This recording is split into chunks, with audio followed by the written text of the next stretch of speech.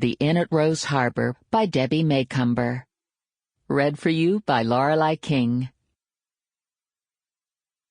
September 2012. Dear friends, I got the message. You love Cedar Cove, and you didn't want to leave the characters behind, all 10,000 of them. Okay, that's a slight exaggeration, but that was the problem. 13 books, each with its own cast of characters. If your head wasn't spinning remembering who was who, then mine was.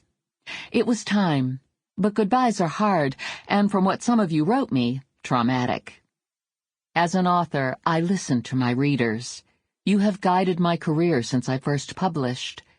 I try never to disappoint those who have been so encouraging and loyal. So I came up with a compromise. My new series involves a wonderful bed and breakfast set in Cedar Cove. That way the characters you've come to love will make occasional appearances and give you updates on their lives.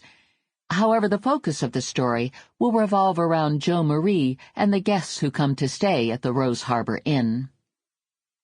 The name Rose has a special significance in my own life. My great-grandmother was named Rose, as was my mother. Our oldest daughter is named Jody Rose, and my granddaughter, the one born on my birthday, is Madeline Rose, so you can see the name is deeply rooted in our family heritage. As with all of my stories, I am sharing a part of myself with my readers. As always, I look forward to your comments. You can reach me in a multitude of ways. Log on to my website at debbiemacomber.com and sign in on the guestbook page, or write to me at P.O. Box 1458, Port Orchard, Washington, 98366. I personally read every letter and guestbook entry. You can also contact me through Facebook. And wait, there's more. I have my own app. I am so high-tech I hardly know what to think. Now sit back, put your feet up, and meet Jo Marie as she entertains her first 2 guests.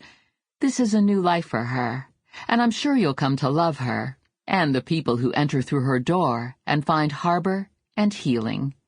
Warmest regards, Debbie Macomber. Chapter 1. Last night, I dreamed of Paul. He's never far from my thoughts. Not a day passes when he isn't with me, but he hasn't been in my dreams until now. It's ironic, I suppose, that he should leave me, because before I close my eyes, I fantasize about what it would feel like to have his arms wrapped around me. As I drift off to sleep, I pretend that my head is resting on his shoulder.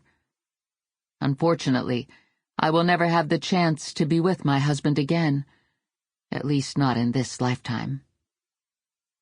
Until last night, if I did happen to dream of Paul, those dreams were long forgotten by the time I woke. This dream, however, stayed with me, lingering in my mind, filling me with equal parts sadness and joy. When I first learned that Paul had been killed, the grief had been all-consuming, and I didn't think I would be able to go on. Yet life continues to move forward, and so have I, dragging from one day into the next until I found I could breathe normally. I'm in my new home now. The bed and breakfast I bought less than a month ago on the Kitsap Peninsula in a cozy town on the water called Cedar Cove. I decided to name it Rose Harbour Inn. Rose for Paul Rose, my husband of less than a year. The man I will always love, and for whom I will grieve for whatever remains of my own life. Harbor for the place I have set my anchor, as the storms of loss batter me.